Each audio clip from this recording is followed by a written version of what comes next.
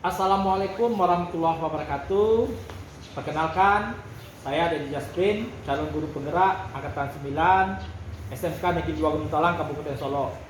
Pada kesempatan ini, saya akan melakukan percakapan pra-observasi yang merupakan rangkaian dari kegiatan supervisi akademik bersama dengan Fitri Novalia, saya guru pemasaran di SMK Negeri 2 Gunung Talang, Kabupaten Solo.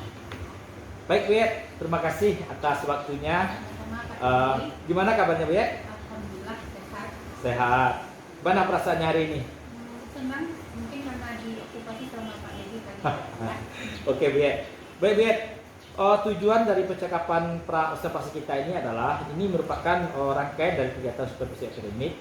Jadi sebelum nanti saya melaksanakan observasi kelas atau melakukan supervisi di kelas Ibu, nah kita perlu melakukan percakapan pra-observasi agar Ibu nanti lebih siap. Nah, Ibu lebih bisa mempersiapkan diri.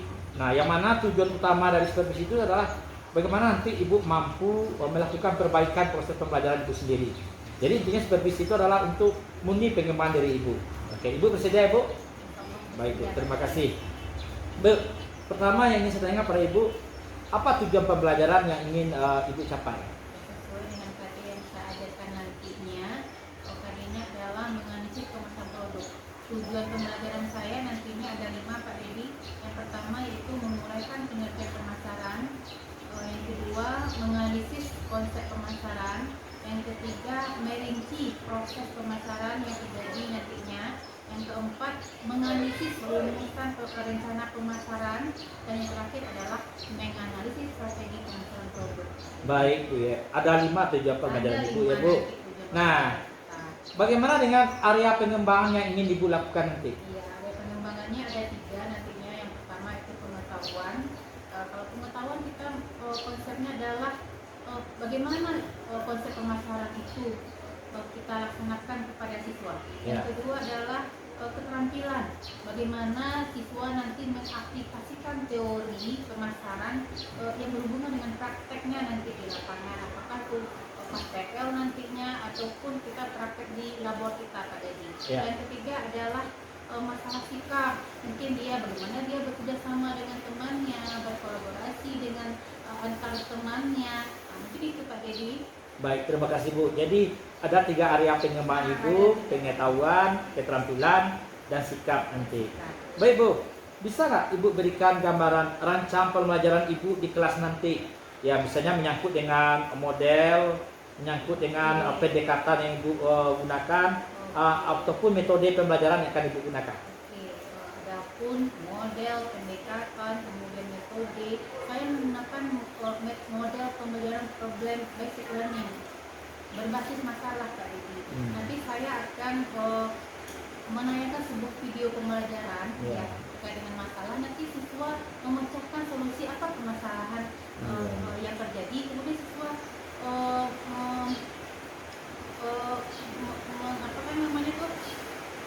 menyelesaikan ini kan permasalahan yang saya tampilkan nantinya.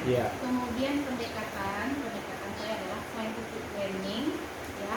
Kemudian metode yang saya gunakan nantinya adalah tanya jawab, kemudian diskusi kelompok, kemudian penugasan dan presentasi yang akan saya lakukan kepada siswa saya nantinya. Baik ya. Jadi nanti model yang Ibu gunakan adalah problem based learning, pendekatan scientific learning, metodenya tanya jawab, diskusi kelompok, penugasan, dan presentasi. Baik, Ibu, luar biasa. Selanjutnya Ibu, nah media pembelajaran apa nanti yang akan Ibu gunakan untuk mendukung pembelajaran Ibu? Media pembelajaran saya nantinya adalah, kalau media saya menggunakan video pembelajaran, karena tadi terkait dengan model yang saya gunakan, saya kan menggunakan model problem based learning. Yang kedua adalah lembar penilaian seperti KPD, kemudian PPT nantinya. Dan alat dan bahan yang saya gunakan nantinya adalah video, papan tulis, laptop, dan Infocus. Baik Bu, terima kasih Bu. Nah, kira-kira kapan ini Ibu akan melaksanakannya, di hari apa, kelas berapa, dan jam berapa? Saya nantinya mengajar di bulan November, tanggal Kamis 16 November 2023. Kemudian saya menggunakan siswa saya pemasaran kelas 11 Pak Dedi. Kelas 11. Hari Rabu tanggal 16 November. Hari Kamis ya Bu, maaf Kamis 16 November 2023. Jam berapa Bu? Jam 34. Jam 34. Baik Bu, insya Allah nanti hari Kamis tanggal 16 November jam 34 di kelas 11 pemasaran. Iya, saya akan datang ke kelas Ibu.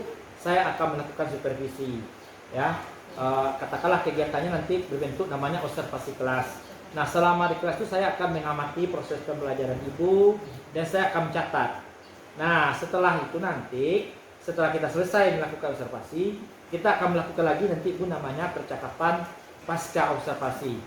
Nah, di percakapan pasca observasi nanti, saya selaku CGT akan didampingi oleh nanti pengajar praktik saya yang bernama Ibu Rini Sanusi. Ya, iya, Ibu bersedia ya Bu? Bersedia Pak. Baik Bu, sebelum kita berakhir Bu, nah kira-kira apa yang Ibu dapatkan dari percakapan kita tadi? Saya sangat senang sekali, mungkin ini pengalaman pertama saya Pak Dedi, karena ini memang hal yang baru bagi saya, tapi saya merasa cukup puas dan mungkin kedepannya saya bisa lebih mempersiapkan diri saya dalam mengajar di dalam kelas. Ya. Perasaan Ibu gimana saya sekarang? Perasaan saya senang, bangga, pokoknya bercampur aduk semuanya, senang, bangga, puas. Pokoknya saya untuk kedepannya saya bersiap. Terima kasih banyak Bu Yet atas waktunya. Ya, sampai jumpa nanti pada hari Kamis 16 November 2003 jam 34 di kelas 11 pemasaran. Kita akan melakukan observasi kelas. Terima kasih. Demikianlah percakapan saya bersama Ibu Yeti Novalia, percakapan pra observasi. Assalamualaikum warahmatullahi wabarakatuh.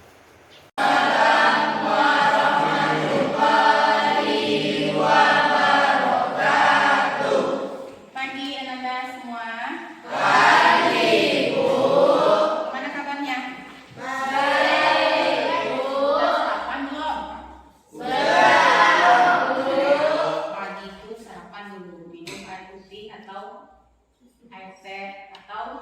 Yang penting Kak isi perutnya dulu sedikit.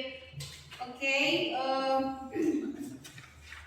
kita berdoa dulu ya. Tolong Ripal, siapkan kita berdoa dulu. Attention please.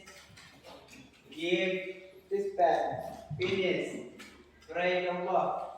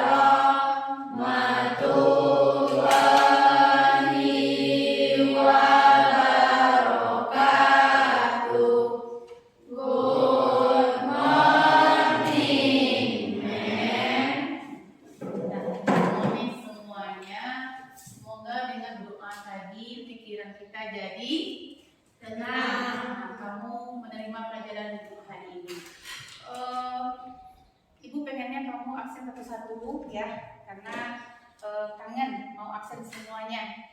Yang pertama Adit, Dirbo. Aisyah, Anggi, Dila, Elsa, Endang, Faniza, Hanifa, Indah sakit ya. Emripal, Melva, Moja, Natalia, Nike, Novia, Putri, Rivaldi, Sabrina, Siti Nur Aisyah, Tiket di IP ya, Salim, Pina, nah itu berarti kita hadir hari ini 3 orang. Mudah-mudahan yang hadir hari ini kita bisa menjalankan PPM dengan baik dan benar. Baik, untuk minggu lalu kita belajar dan mempelajari mengenai produk ya. Tolong Pak Niza, apa pelajaran kita tentang minggu lalu? Minggu lalu kita telah belajar mengenai atribut produk. Oke. Atribut produk itu meliputi merek, kemasan, label, pelayanan, dan garansi.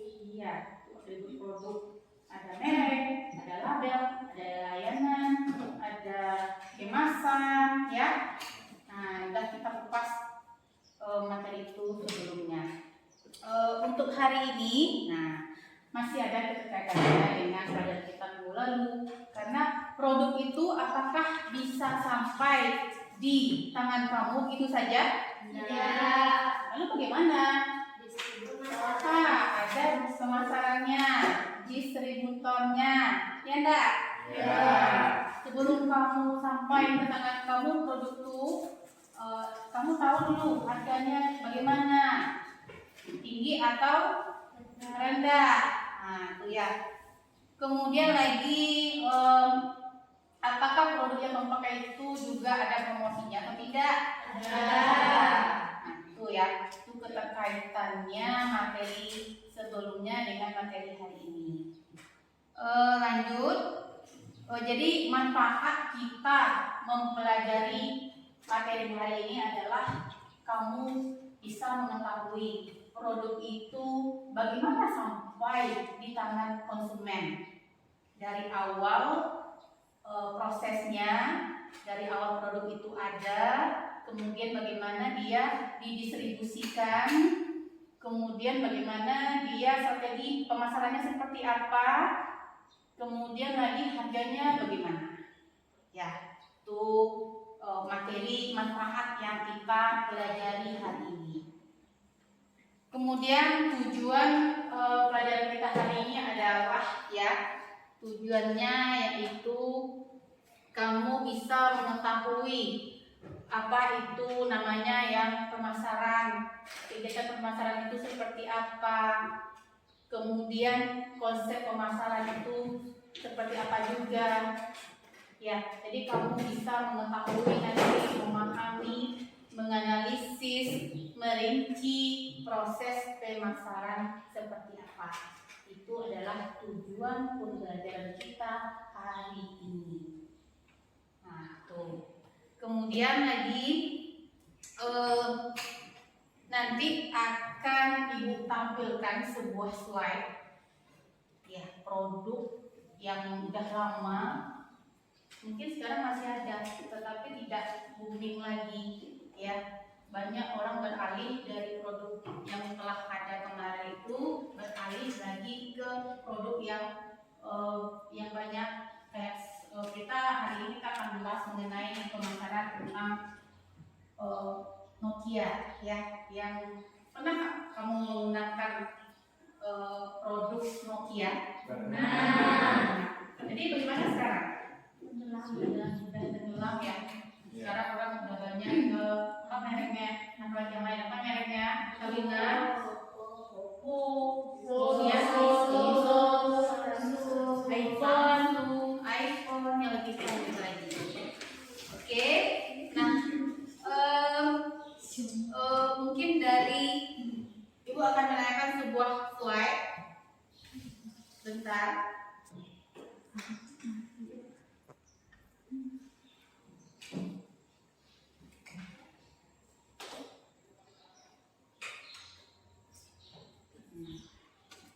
Ini adalah sebuah PBL, problem based learning ya, masalah yang akan kita angkat dan kita bicarakan nanti sehubungan dengan materi yang pelajari. Silakan kamu amati video. Tidak ada seorang pun yang dapat memprediksi sebuah masa depan dengan pasti. Masa depan adalah sebuah misteri yang tentu memiliki rahasia tersendiri. Mari bersama belajar dari kegagalan perusahaan besar bernama Nokia. Perlu kita ketahui, siapa yang menang hari ini belum tentu menang di masa depan, dan siapa yang senang hari ini belum tentu juga berbahagia di hari kemudian. Mungkin inilah yang terjadi pada sebuah perusahaan bernama Nokia. Sebagian kita tentu tidak asing, terutama generasi yang lahir di tahun 80 sampai 90-an. Kita pasti pernah mendengar betapa bangganya ketika kita menghadapi Symbian dengan Nokia. Terlebih ketika konsol Prestige masih sulit dijangkau, tapi MG masih menjadi primadona untuk MG. Semua mas counter julunya beli Nokia. Nokia didirikan pada tahun 1865 di Finlandia. Perjuangan panjangnya lebih dari 100 tahun dinyatakan selesai ketika pada tahun 2013 bertemu lutut di tangan Microsoft. Nokia akan diakuisisi oleh Bill Gates dan kawan-kawan. Jika dilihat ke belakang, terdapat 3 fase transformasi bisnis Nokia selama kurang lebih 100 tahun. Pertama, perusahaan ini didirikan sebagai perusahaan karet, kemudian berubah menjadi perusahaan kabel, dan kemudian berubah lagi menjadi perusahaan telepon seluler. Dan dari telepon seluler menuju ke era smartphone atau ponsel pintar. Nokia sukses pada 2 transformasi awal, terutama pada saat menjadi perusahaan telepon seluler, perusahaan untuk besar dengan nominal 391 triliun rupiah per tahun.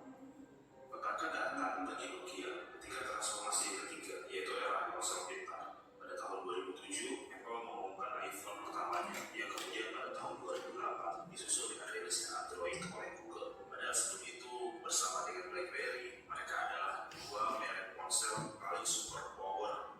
Keadaan berubah drastis, pasar mulai tidak tertarik dengan Nokia. Bahkan menurut survei yang dilakukan Zia dan Ian dalam jurnalnya analisis penurunan Nokia dari perspektif pemasaran, bahwa saat itu pengguna Nokia akan beranjak mengganti ponsel mereka dengan Samsung, yaitu sebanyak 35%, Apple 16%, Huawei 14%, dan sisanya ponsel lain. Sedangkan pengguna yang pilih bertahan hanya pada angka 6%. Nokia makin kalah.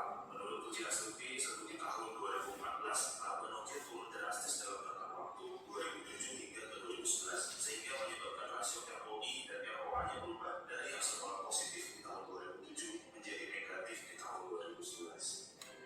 Dalam sebuah jurnal lain karya Balodia dan Profesor Sabotia, setidaknya ada 7 hal yang menyebabkan kegagalan perusahaan Nokia. Yang pertama, Nokia tidak bergerak cepat. Ketika Apple sudah memperkenalkan layar sentuh di iPhone pada tahun 2007 dan juga ekspansi Samsung yang berkalah dengan Android, Nokia nyaris tidak melakukan lompatan besar. Mereka bertahan dengan OS Symbian dan memang telah memberikan hasil besar dalam waktu yang lama untuk mereka. Alasan yang kedua, mereka terlalu puas diri. Sebagai pemimpin pasar lebih dari 1 dekade, Nokia merasa masih biasa saja dengan pesaing lain, tidak merasa bahwa akan ada ancaman serius dari pesaingnya. Mereka tetap pede dengan posisi perusahaan sebagai raja ponsel waktu itu.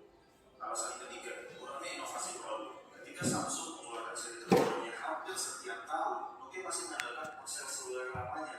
Bahkan ponsel tersebut masih saja tidak dibekali kamera depan, bahkan tidak memiliki fitur 3G. Pada masyarakat global saat itu sudah berada di ambang fase 4G. Pun ketika sudah mengambil langkah bersama Lumia atau Microsoft, mereka tidak membuat produk yang benar-benar menarik dari bahasa segi desain. Alasan keempat, kegagalan Symbian dan kesalahan sebuah keputusan. Symbian tidak benar-benar diterima pasar karena Symbian adalah sistem yang tertutup, di mana tidak memberikan celah bagi para pengembang untuk masuk ke sistem yang ada di dalam Nokia. Hal ini yang menjadi pembeda terutama dengan Android. Lompatan besar dilakukan pada tahun 2011 dengan memilih Windows Phone. Pemilihan ini didasarkan pada keinginan Nokia untuk memaksa perbedaan dengan pesaingnya. Pemilihan ini justru bertolak belakang dengan keinginan kondisi perusahaan yang sedang turun, ditambah kenyataan bahwa Windows Phone merupakan OS baru. Produk mereka lagi-lagi tidak dilirik oleh pasar. Alasan yang kelima, Nokia termasuk lambat menyadarkan konsumen di kalangan ponsel pintar. Ponsel pintar, utamanya Samsung, bergerak sejalan dengan perkembangan Android. Mereka tahu betul bagaimana menangkap keinginan pasar dengan cara mengembangkan aplikasi-aplikasi yang berguna dan cepat dalam rangka menyenangkan konsumen. Ini yang tidak dilakukan oleh Nokia. Nyaris mereka berfokus pada hardware saat itu. Alasan keenam dan paling berpengaruh, Nokia kehilangan semua pangsa pasarnya. Ketika sudah dikatakan tahu di pangsa pasar kelas atas dengan produsen seperti Samsung, Apple, Nokia juga seakan lupa bahwa pangsa pasar untuk kalangan menengah ke bawah perlu diperhatikan dengan seksama. Tekanan di pangsa pasar ini datang dari brand yang baru di zaman itu, sebut saja HTC, Huawei, dan ZTE. Nokia lupa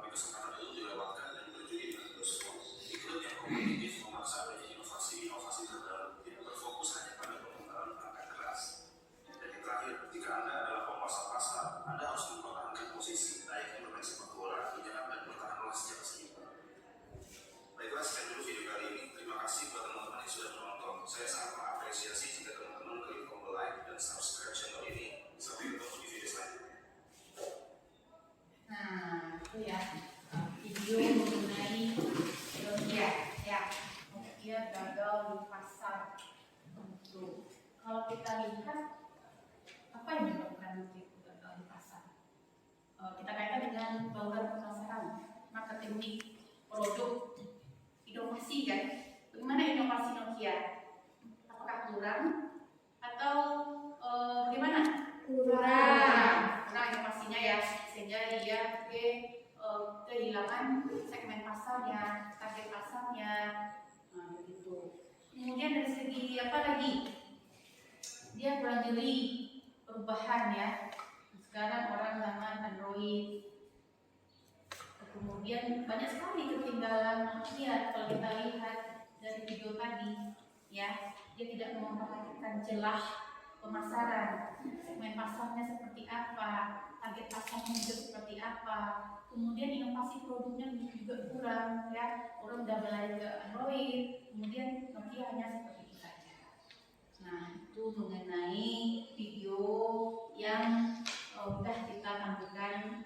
Nah, kita kaitkan dengan materi kita. Ada situ ya, di situ ada proses pemasaran. Nah, di dalam pemasaran itu ada alat pemasaran atau marketing mix, bauran pemasarannya. Apa saja bauran pemasaran itu? Yang pertama, yang 4P itu, yang pertama apa? Produk, kemudian harga, kemudian tempat, kemudian promosi. Nah itu, jadi ada kaitannya dengan materi kita hari ini. Jadi untuk hari ini adalah ya silakan karena kita sudah duduknya berkelompok. Ini ada KKPD yang akan dibagikan. Silakan kamu diskusikan nanti. Kelompok 1.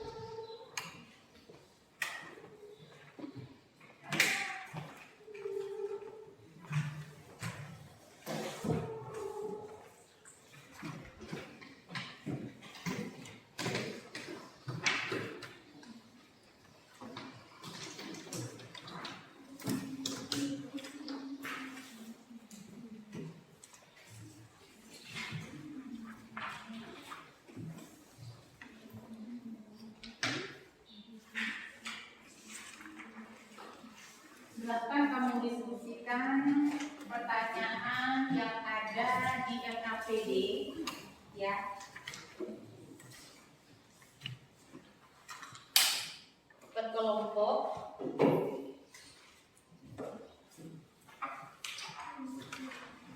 Kemudian informasi mengenai materinya itu sudah ada di modul ajar dan buku paket. Silakan, itu referensi yang merupakan kemarin. Tolong kamu jawab pertanyaan yang ada di LKPD.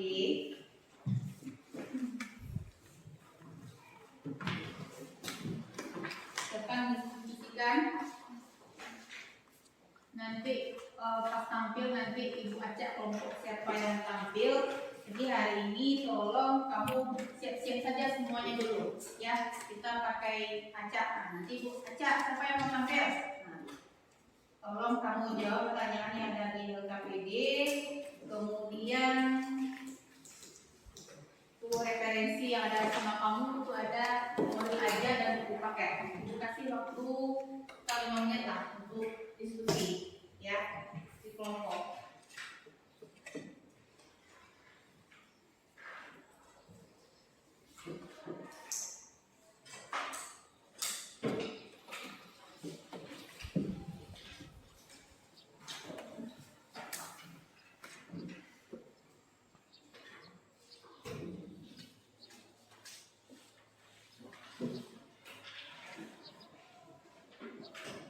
Kamu jawab pertanyaan yang ada di LKPD.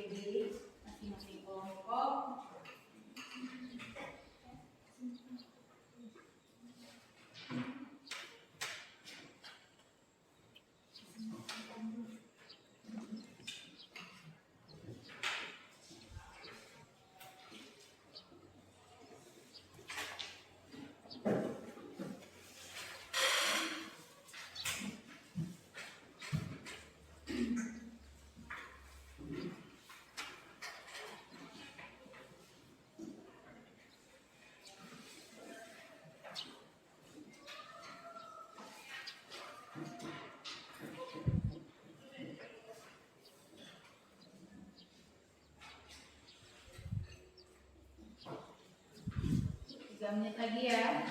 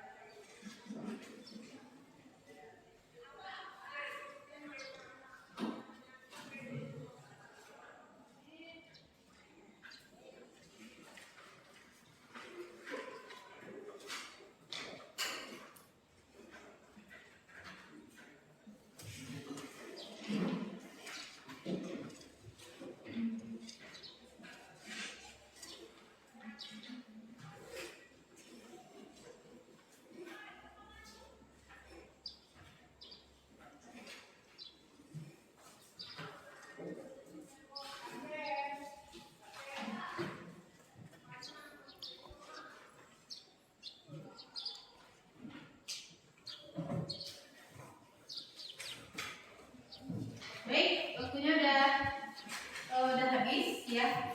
Kamu sudah berkolaborasi dengan temanmu ya untuk menjawab pertanyaan yang ada di KPD. Untuk tampil hari ini, tampil pertama silakan kelompok 1, kelompok 2, kelompok Salina. Silakan yang tampil untuk membahas materi ya. Silakan kelompok Salina, kita persilakan untuk tampil. Assalamualaikum warahmatullahi wabarakatuh. Waalaikumsalam warahmatullahi wabarakatuh. Perkenalkan, nama saya Hanifatul Rahma dari kelompok 2 akan mempresentasikan hasil diskusi kami. Yang pertama akan dibacakan oleh Selina. Kepada Selina dipersilakan.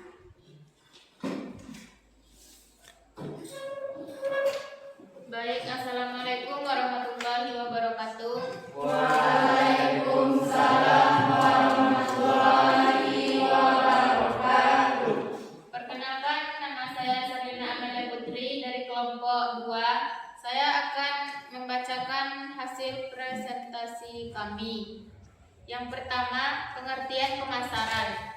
Beberapa definisi mengenai pemasaran menurut Danang 2018, diantaranya yang pertama yaitu Philip Kotler. Pemasaran adalah kegiatan manusia yang diarahkan untuk memenuhi kebutuhan dan keinginan melalui proses pertukaran. Yang kedua, menurut Philip Kotler dan Armstrong, pemasaran adalah suatu proses sosial dan manajerial yang membuat individu dan kelompok memperoleh apa yang mereka butuhkan dan inginkan lewat penciptaan dan pertukaran timbal balik produk dan nilai dengan orang lain. Yang ketiga, menurut William J. Thornton, pemasaran adalah sistem keseluruhan dari kegiatan usaha yang ditujukan untuk merencanakan, menentukan harga, mempromosikan, dan mendistribusikan barang dan jasa yang dapat memuaskan kebutuhan pembeli maupun pembeli potensial.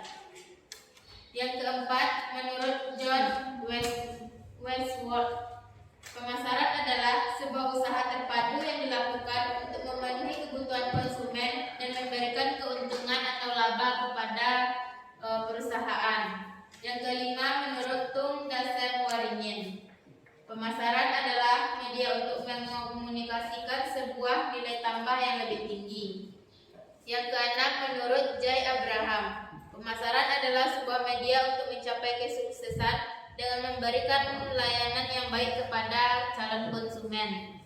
Yang ketujuh, menurut Hare dan Mrs. Daniel, pemasaran adalah proses perencanaan dan pelaksanaan konsepsi, penetapan harga, dan distribusi gagasan, barang, jasa untuk menciptakan pertukaran yang memuaskan konsumen dan tercapainya tujuan organisasi. Yang kedelapan yaitu menurut Basu dan Hani, pemasaran adalah proses kegiatan perencanaan dalam pengelolaan barang dan jasa, penetapan bandrol, hingga proses promosi maupun pendistribusiannya, di mana keseluruhan proses Promosi bertujuan untuk memenuhi kebutuhan maupun memperoleh laba. Yang kedua yaitu konsep pemasaran. Menurut Danang 2018, pemasaran berstandar pada konsep inti, yakni yang pertama yaitu kebutuhan, keinginan, dan permintaan. Yang kedua, penawaran pasar, pelayanan, dan pengalaman. Yang ketiga yaitu nilai pelanggan dan kepuasan. Yang keempat, pertukaran dan hubungan. Dan yang kelima, pasar. Proses pemasaran dibagi menjadi 4. Yang pertama yaitu pengenalan pasar, yaitu upaya untuk mengetahui jumlah, karakteristik, dan sifat sebuah pasar. Yang kedua, menentukan strategi pemasaran. Menentukan strategi pemasaran yaitu suatu cara yang digunakan untuk membantu kita membuat dan menjual barang, jasa yang sesuai dengan kondisi perusahaan, pasar target atau selera konsumen yang dituju kepada menembus pasar, mengembangkan pasar, mengembangkan produk, melakukan diversifikasi, menerapkan biaya murah, memfokuskan pada pasar, dan melakukan diferensiasi. Yang ketiga yaitu melakukan alat pemasaran. Yang pertama, bauran pemasaran merupakan seperangkat alat pemasaran yang digunakan perusahaan untuk mencapai tujuan pemasaran dalam memenuhi target pasarnya. Bagiannya yang pertama yaitu produk. Tahap pertama dari strategi pemasaran yang kita ambil adalah menentukan produk atau jasa yang akan kita tawarkan kepada konsumen. Yang kedua, harga. Yang ketiga, lokasi. Dan yang keempat, promosi. Promosi adalah aktivitas mengomunikasikan dan menyampaikan informasi mengenai produk kepada konsumen dan membujuk target konsumen untuk membeli produk. Sedangkan menurut Nurmi 2019, dalam jurnalnya, promosi bertujuan untuk mengomunikasikan produk ke masyarakat perlu disusun bauran promosi yang terdiri atas 4 komponen, yaitu periklanan, promosi penjualan, hubungan masyarakat, dan penjualan perorangan. Yang keempat yaitu saluran distribusi. Pendistribusian barang dapat dilakukan pada pembeli yang datang, diantar ke pembeli menggunakan perantara, diantaranya agen, tok, supermarket, dan sistem waralaba. Yang keempat, merumuskan rencana pemasaran. Masalah-masalah pokok yang digunakan untuk mengembangkan rencana pemasaran, diantaranya yang pertama, target penjualan. Baik, sekian presentasi kami. Assalamualaikum warahmatullahi wabarakatuh. Waalaikumsalam warahmatullahi wabarakatuh. Mungkin hanya itu saja presentasi kami pada kali ini. Mungkin ada teman-teman ada yang ingin bertanya atau mengoreksi. Silakan. Ada kelompok 1, Tommy. Silakan. Dijawab aja dulu ya. Sebenarnya pertanyaannya semuanya dulu. Waalaikumsalam warahmatullahi wabarakatuh. Perkenalkan, nama saya Rina Dinta dari kelompok 1 dan ingin memberikan pertanyaan kepada kelompok 2. Berdasarkan paparan yang kalian bacakan tadi, analisislah mengapa pemasaran suatu produk sangat penting dilakukan. Sekian, terima kasih. Wassalamualaikum warahmatullahi wabarakatuh. Waalaikumsalam warahmatullahi wabarakatuh. Mungkin masih ada yang ingin bertanya? Assalamualaikum warahmatullahi wabarakatuh. Waalaikumsalam warahmatullahi wabarakatuh. Saya Salim Rahmat Ilahi ingin bertanya kepada kelompok 1. Berdasarkan paparan yang beliau bacakan tadi, analisislah macam-macam strategi pemasaran apa saja yang seharusnya dipakai oleh perusahaan itu. Assalamualaikum warahmatullahi wabarakatuh. Waalaikumsalam warahmatullahi wabarakatuh. Mungkin ada dari kelompok lain yang ingin bertanya? Silakan Pak Ligi. Silakan kelompok hadir. Assalamualaikum warahmatullahi wabarakatuh. Waalaikumsalam warahmatullahi wabarakatuh. Perkenalkan, nama saya Ada Sigdo, saya dari kelompok 3 ingin bertanya kepada kelompok 1. Ya. Dari pemaparan tadi, jelaskan strategi menembus pasar itu seperti apa. Sekian, terima kasih. Satu lagi lah ya. Satu lagi. Mungkin dari kelompok lain juga ada yang masih bertanya. Kelompok 3, silakan Elsa. Ya, kelompok 4. Ya, kelompok 4 ya. Ya, sama. Assalamualaikum warahmatullahi wabarakatuh. Waalaikumsalam warahmatullahi wabarakatuh. Saya Sarah Madani dari kelompok 4 ingin bertanya kepada kelompok 2.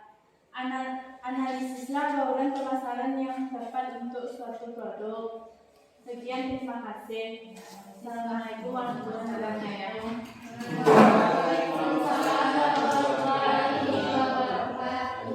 Baiklah, sebentar lagi kami akan menjawab pertanyaan dari teman-teman semua.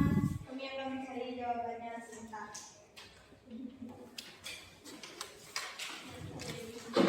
Tidak lama-lama ya. 2 menit aja, kan dari konsepnya udah di kepala kamu materi kita.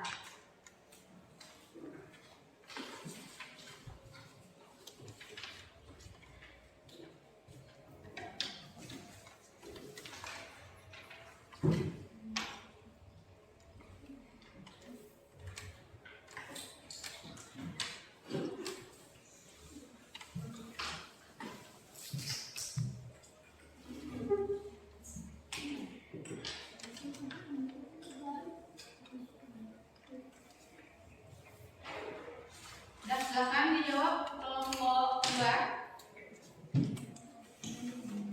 Silakan tanggapi. Baiklah, kami akan menjawab pertanyaan dari Bina kelompok 1 yang akan dijawab oleh Mila. Assalamualaikum warahmatullahi wabarakatuh. Waalaikumsalam warahmatullahi wabarakatuh. Baiklah, saya akan menjawab pertanyaan dari Bina.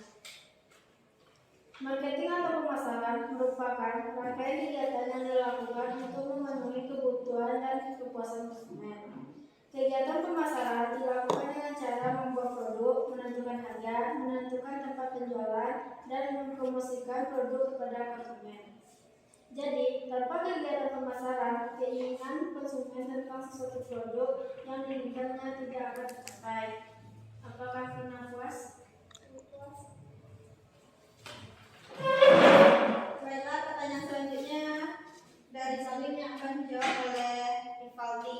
Silakan Rivaldi. Tanya dari saya ya. Baiklah, saya akan menjawab pertanyaan dari Salim. Macam-macam strategi pemasaran yang seharusnya dipakai oleh perusahaan itu adalah 1. Menembus pasar, 2. Mengembangkan pasar, 3. Mengembangkan produk, 4. Melakukan diversifikasi, 5. Menerapkan biaya murah, 6. Memfokuskan pada pasar, 7. Melakukan diferensiasi. Apakah Salim paham? Baiklah, untuk pertanyaan dari Adit, saya akan menjawabnya. Strategi yang digunakan untuk meningkatkan penjualan dan penawaran barang atau jasa pada sasaran pembeli yang sama, baik yang pernah menggunakan barang dan jasa kita maupun yang belum. Apakah Adit paham?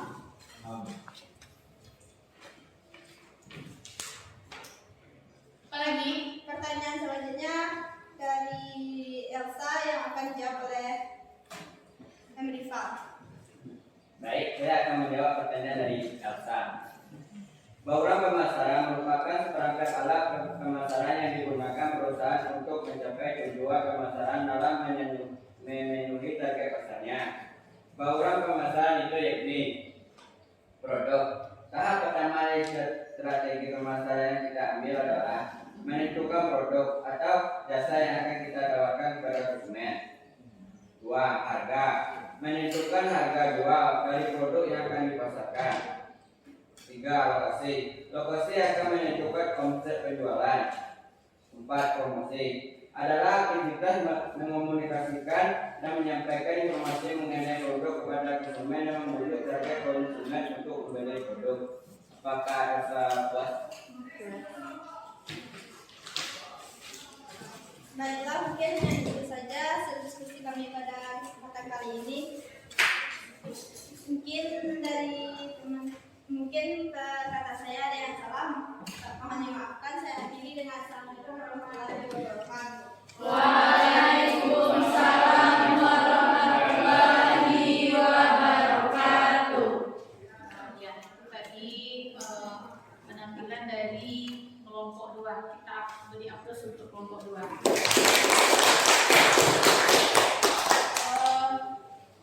Kalau kita lihat ya, kegiatan pemasaran yang sudah dibahas oleh kelompok 2 tadi, di situ ada pengertian pemasaran, kemudian ada konsep pemasaran, kemudian ada proses pemasaran. Ya, pemasaran itu bukan saja mendistribusikan, tetapi bagaimana produk itu dari awal sampai akhir, dari dia mencari bahan baku sampai ke konsumen, itu butuh proses, ya.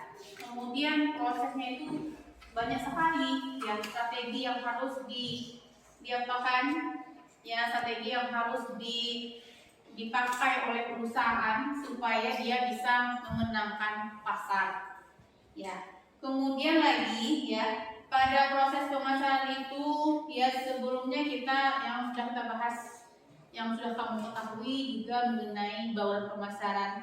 Ada produk, ada price apa? Ada distribusi. Apa distribusi? Place, ya, tempat. Kemudian ada promosi.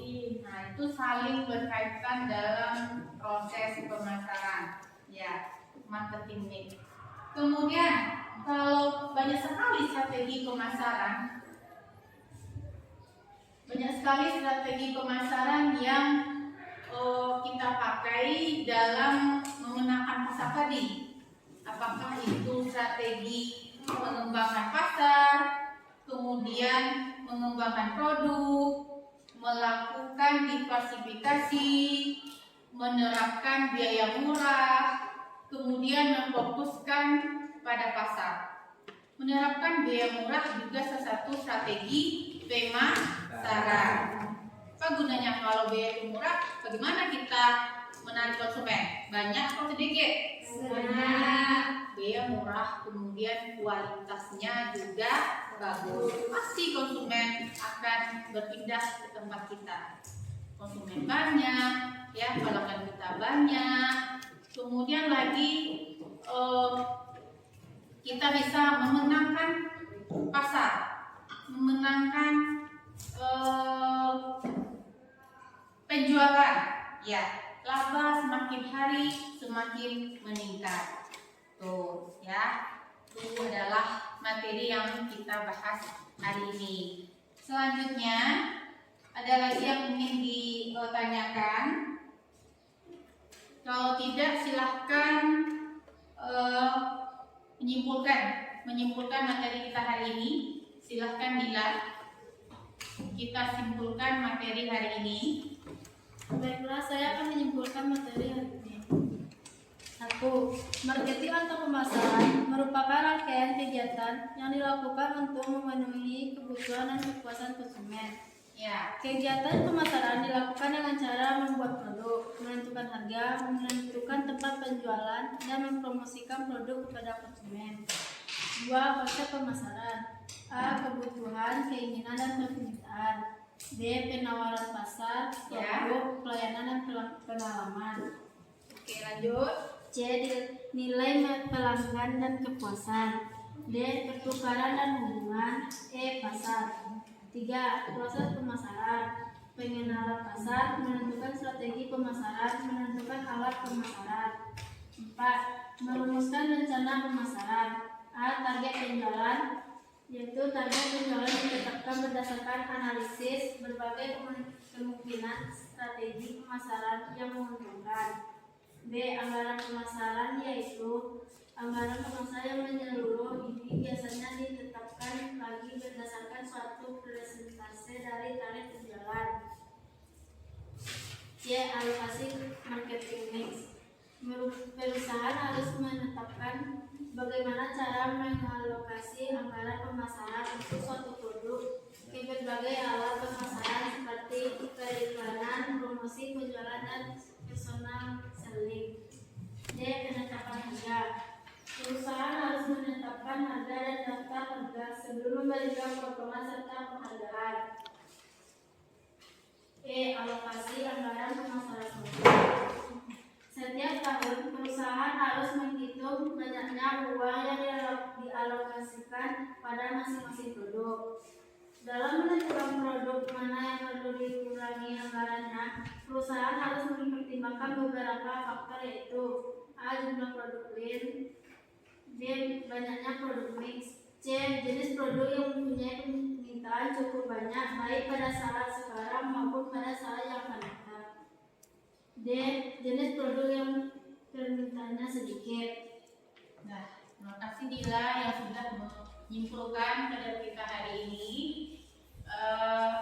Jadi sekali lagi kita kasih approve buat kelompok 2 ya, yang sudah berusaha tampil maksimal. Mudah-mudahan untuk presentasi pertemuan berikutnya kelompok lain juga seperti itu. Ya, harus ada saling kerjasama dengan kelompok agar kita bisa sama-sama menguasai materi pembelajaran yang akan kita sampaikan hari ini. Oke, untuk pelajaran berikutnya nanti besok ya kita akan membahas mengenai strategi bisnis retail ya. Strategi bisnis retail itu untuk pertemuan berikutnya. Silahkan kamu cari informasi materi, kamu baca buku paket, kemudian kamu baca modul tentang strategi bisnis retail itu untuk pertemuan berikutnya. Mungkin untuk hari ini cukupkan saja ya pertemuan kita, materi yang sudah kita bahas. Silahkan disiapkan, kita bersiap-siap untuk pulang. Silahkan Rifal, kita tutup pelajaran kita dengan doa. Attention please. Give respect. Finish. Thanks to Allah.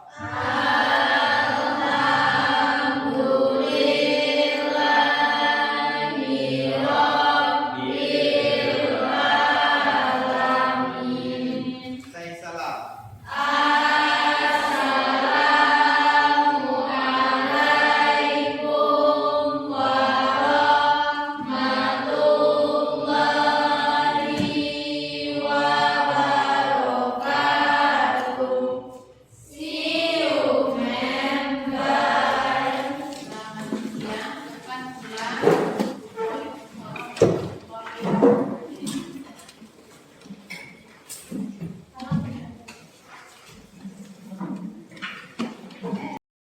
Assalamualaikum warahmatullahi wabarakatuh. Bertemu kembali dengan saya Dedi Jasplin, calon guru penggerak angkatan 9 SMK Negeri 2 Gunung Talang, Kabupaten Solo. Pada kesempatan ini saya akan melakukan percakapan pra-observasi masih dengan orang yang sama, yaitu Bu Yetri Novadia. Dan pada kesempatan ini saya didampingi juga oleh pengajar praktik saya, yaitu Ibu Ririn Sanusi. Nah, sebelum percakapan dimulai, ada beberapa hal yang akan disampaikan oleh Ibu pengajar praktik, Bu Ririn Sanusi. Kepada Ibu Ririn, kami persilakan. Baik, terima kasih atas waktu yang diberikan Pak Dedi. Ya, Bu. Pada kegiatan dialog pasca observasi coaching ini, ada beberapa penilaian yang harus terlihat dari proses coaching Pak Dedi. Yang pertama nanti harus nampak tujuan percakapan dan hasil analisis dari data observasi pembelajaran kepada rekan sejawat. Kemudian nanti harus ada umpan baliknya dari Pak Dedi dengan coaching. Kemudian area pengembangan yang ingin ditingkatkan atau dikembangkan oleh coaching itu juga harus terlihat nanti. Kemudian rencana aksi dari proses pengembangan hasil observasi dari coaching nanti ya Pak Dedi ya. Ya. Kemudian proses coaching ini akan ada penilaiannya ya Pak Dedi. Ya. Berikut ada beberapa kriterianya. tujuan harus ditetapkan oleh rekan sejawat. Ya. Kemudian kita sebagai coach tidak boleh menggurui. Kemudian percakapannya itu harus dua arah, mendengarkan, mengulang dan merangkum itu tugas coaching. Kemudian nanti ada tindak lanjut konkret yang terlihat. Kemudian tindak lanjut itu berasal dari rekan sejawat ya Pak Dep, bukan kita hanya coaching, kita hanya menggali sesuai dengan alur kita ya. Kemudian percakapan nanti ditutup dengan kesimpulan dari rekan sejawat. Itu penilaian yang akan kita lakukan. Kemudian sesuai dengan alur kita ada beberapa poin penilaiannya. Apabila Pak Dedi hanya menerapkan 1-2 kriteria prinsip coaching, itu Pak Dedi mendapatkan nilai 1. Apabila Pak Dedi menerapkan 3-4 prinsip coaching, nilainya 2. Apabila Pak Dedi menerapkan 5-6 kriteria prinsip coaching, nilainya 3. Apabila Pak Dedi menerapkan 7-8 kriteria prinsip coaching, itu mendapatkan nilai 4. Dan nilai tertingginya di sini adalah 4. Gitu ya Pak Dedi. Sesuai dengan hasil yang sudah disampaikan tadi, berarti nanti tahapannya ada prasupervisi, observasi, dan pasca. Betul itu rinciannya Pak Dedi. Ya. Untuk menghemat waktu, saya persilakan Pak Dedi untuk membuka proses coachingnya dengan rekan sejawat Pak Dedi. Silakan Pak Dedi. Assalamualaikum warahmatullahi wabarakatuh Bu ya. Waalaikumsalam Pak Dedi. Gimana kabarnya Bu ya? Alhamdulillah sehat walafiat sampai sekarang Pak Dedi. Alhamdulillah. Baik Bu ya, apa nih yang Bu inginkan dari pertemuan kita hari ini? Tujuan saya adalah saya ingin melihat hasil observasi yang saya lakukan kemarin Pak Dedi. Baik, Ibu ingin mengetahui observasi yang saya lakukan kemarin kegiatan supervisi akademik. Baik Bu. Nah, untuk mengingat kembali ke belakang Bu, kira-kira apa area pengembangan yang kemarin yang hendak Ibu capai dalam pembelajaran? Kemarin saya melakukan area pengembangan ada 3 Pak Dedi. Yang pertama itu ada pengetahuan, yang kedua keterampilan, yang ketiga adalah sikap. Kalau area pengetahuan saya bagaimana konsep pemasaran itu pemahamannya terhadap siswa, apakah bisa diterima siswa atau tidak. Kemudian proses pemasaran yang saya lakukan, proses pemasaran, menganalisis proses pemasaran yang terjadi pada siswa. Yang kedua adalah keterampilan, di mana mampu tidak siswa nanti mempraktekkan teori pemasaran di lapangan, di labor nantinya, ya. Kemudian yang ketiga adalah sikap, bagaimana dia bisa berkolaborasi dengan temannya, bekerja sama dengan temannya, kemudian aktif tidak dia dalam diskusi kelompok nantinya. Oke, begitu ya Bu. Iya. Ada 3 yang area pengembangan yang disampaikan, pengetahuan, keterampilan, dan sikap. Nah, menurut Ibu dari pembelajaran yang Ibu lakukan kemarin itu, apakah area pengembangan Ibu itu sudah tercapai? Kalau kita bicara tercapai tidak tercapai, tentu ada belum tercapai. Kalau sudah tercapai, sebagian besar sudah. Yang tidak tercapai, sebagian yang tercapai ini siswa mampu menerangkan konsep pemasaran itu seperti apa. Kalau saya tanya bagaimana konsep pemasaran ini nih Bu, dia bisa menjelaskan. Kemudian proses pemasaran itu seperti apa. Begini Bu, dari A sampai gimana produk itu sampai ke tangan konsumen, dia bisa menjelaskan. Kemudian dari segi keterampilan, kalau kita lihat mereka paham mengenai bagaimana produk itu sampai ke tangan konsumen. Kemudian lagi mengenai sikap yang saya sudah bicarakan tadi, mereka paham bagaimana cara bekerja sama dengan baik, kemudian mampu berinteraksi dengan baik antara guru dengan siswa, antara siswa dengan siswa. Kalau itu yang belum tercapainya, yang belumnya, kalau saya tanya, memang karakter siswa tidak sama ya. Pemahaman materi yang kita kasih ke siswa itu berbeda-beda Pak Didi. Kadang saya tanya apa itu konsep pemasaran, mereka masih belum paham, belum linglung. Kalau ditanya jawabnya masih ragu-ragu. Tuh. Kalau masalah sikap ya, kadang mereka ada juga yang sedang diskusi, ada juga yang ngomong sama teman. Begitu Pak Didi. Oh gitu Bu. Iya. Baik Bu. Nah, menurut Ibu kenapa hal itu bisa terjadi? Kenapa tidak bisa tercapai semua? Ya, mungkin karena saya belum mampu atau belum paham atau belum mengerti keanekaragaman yang terjadi pada siswa. Dan, mungkin saya belum bisa bisa paham atau karakter siswa itu berbeda-beda. Iya. Kemudian misalnya mungkin ada anak yang lambat cara menerimanya, mungkin ada anak yang cepat daya tangkapnya, Iya. itu yang belum saya pahami seutuhnya Pak. Seutuhnya. Ya. Ada lagi enggak yang belum Ibu pahami? Iya, mungkin di dalam pembelajaran diferensiasi kita kan ada di situ diferensiasi proses, kemudian ada diferensiasi produk, kemudian ada diferensiasi konten. Mungkin di dalam diferensiasi proses, kesiapan belajar anak terhadap pemahaman materi yang akan diterimanya belum terjangkau oleh siswa. Itu pada diferensiasi proses.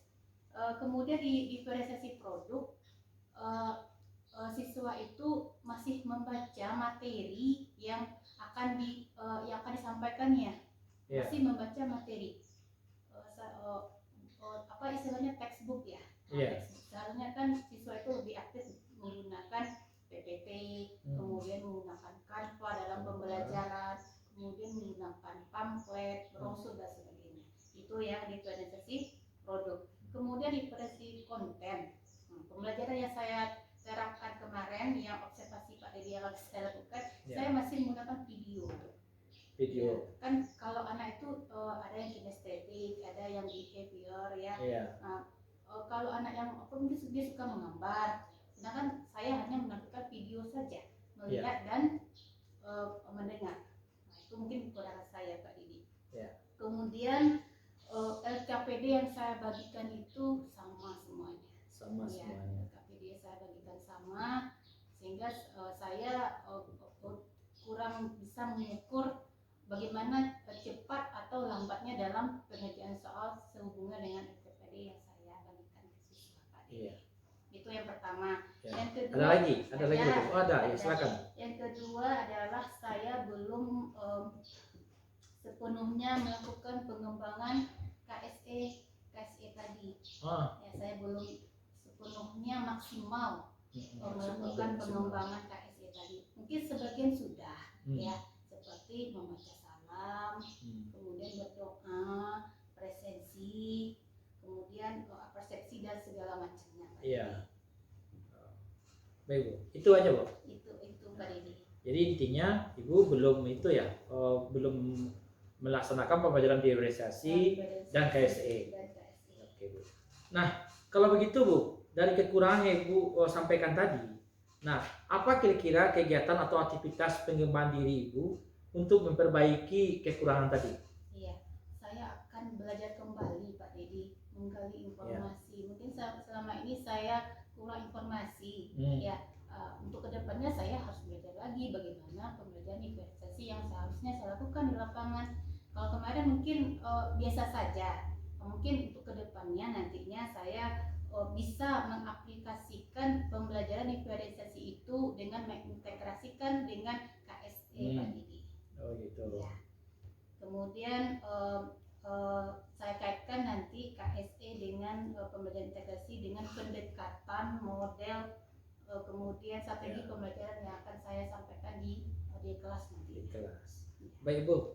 Jadi dari aktivitas Ibu tadi itu Ibu ingin katanya belajar lagi ya? Ya, itu belajar intinya. lagi. Nah, kira-kira tujuannya nanti seperti apa yang akan Ibu capai dari aktivitas pengembangan tadi? Ya, tujuannya nanti adalah supaya saya akan supaya terjadinya pembelajaran yang sangat menyenangkan bagi siswa nantinya Pak Didi. Ya, sangat menyenangkan, kemudian mengakomodir siswa itu sesuai dengan dia kan heterogen, jadi bisa mengakomodir siswa itu sesuai dengan keheterogennya tadi Pak Didi. Iya, luar biasa itu ya. Nah, kira-kira Bu, ukuran atau indikator keberhasilan Ibu nanti capai itu seperti apa? Nanti ukuran keberhasilan saya nanti, khususnya saya belajar atau khususnya saya dalam pembelajaran yang saya lakukan oleh siswa adalah siswa itu paham akan materi yang saya gunakan, kemudian siswa nyaman dalam belajar, kemudian lagi siswa aktif dalam pembelajaran Pak Dedi, tidak ada Aktif. lagi yang selaku diskusi, misalnya nggak ada lagi yang ngomong sama temannya, Ya. kemudian mencolok-colok teman gitu Pak Ya. Dedi. Kemudian fokus dalam pembelajaran. Ya. Kemudian lagi tercapainya tujuan pembelajaran saya adalah supaya pembelajaran yang heterogen tadi bisa saya lakukan di dalam kelas secara maksimal. Baik Bu. Nah, kira-kira untuk mencapai tujuan dan ukuran tadi itu Bu, dari tugas mandiri itu pasti Bu butuh dukungan. Faktor-faktor pendukung apa yang Ibu inginkan? Itu tak terlepas dari mungkin Pak Dedi selaku CGP ya Pak ya.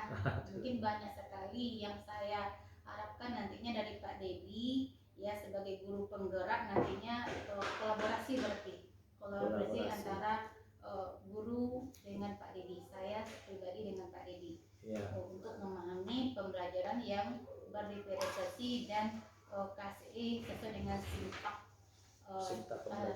pembelajaran. Baik ya.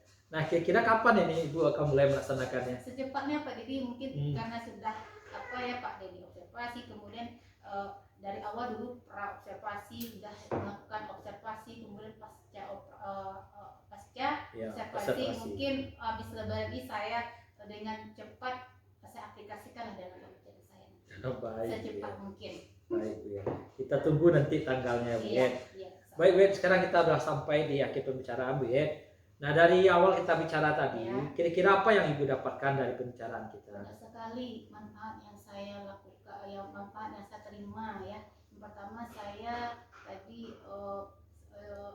yang pertama saya senang, yang kedua saya merasa mengerti dan paham. Karena banyak ilmu yang saya dapatkan khususnya dengan Pak Dedi mengenai pembelajaran heterogen, kemudian pengembangan KSE tadi Pak Dedi. Baik ya. Bagaimana perasaan Ibu sekarang? Perasaan saya sangat senang sekali, walaupun dari awal saya deg-degan Pak Dedi, tapi saya luar biasa sekali, saya senang sekali, banyak sekali manfaat yang saya terima, manfaat yang saya dapatkan dari semulanya nol. Kalau ibarat gelas udah ada isi airnya, bukan gas kosong Pak Dedi. Jadi perasaan saya senang sekali, saya bersyukur bisa saya dipertemukan dengan Pak Dedi selaku guru penggerak. Mudah-mudahan aplikasinya bisa saya terapkan nantinya di pembelajaran berikutnya Pak Dedi. Baik ya, oke. Terima kasih ya Bu ya atas waktunya. Saya tunggu nanti kabar berikutnya bagaimana hasil yang boleh dilaksanakan di kelas. Oke Pak Dedi. Oke Bu ya. Oke Pak Dedi. Baiklah, sekian terima kasih hasil percakapan saya dengan Bu Yeti Novelia, percakapan pasca observasi. Selanjutnya akan ada beberapa yang akan disampaikan oleh Ibu pengajar praktik saya Bu Ririn Sanusi. Ada beberapa refleksi kepada Ibu Ririn, kami persilakan. Baik, terima kasih Pak Dedi atas waktu yang diberikan.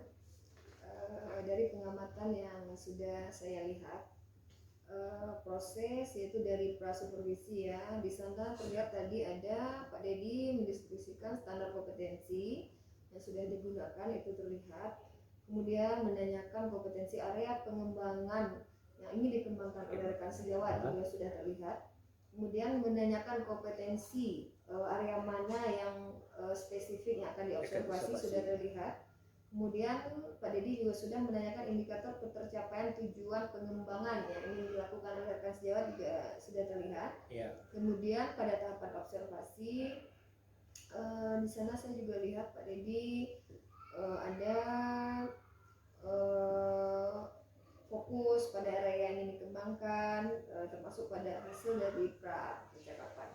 Kemudian pasca percakapan di sana juga terlihat Bapak juga sudah menanyakan apa yang sudah dilakukan pada saat mengajar, kemudian yang ingin menjadi indikator ketercapaian pengembangan yang diinginkan juga terlihat, kemudian menyampaikan catatan hasil observasi berbasis data juga sudah terlihat, kemudian membuat kesimpulan juga sudah terlihat ya.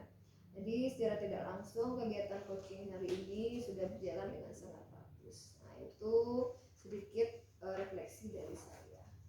Terima kasih atas waktunya Bu Yet yang sudah membantu Pak Dedi dalam kegiatan sama-sama. Saya kembalikan kepada Pak Dedi. Terima kasih Bu Ririn, terima kasih kembali Bu Yet. Sekianlah percakapan pasca observasi saya saat ini. Banyak maaf. Assalamualaikum warahmatullahi wabarakatuh.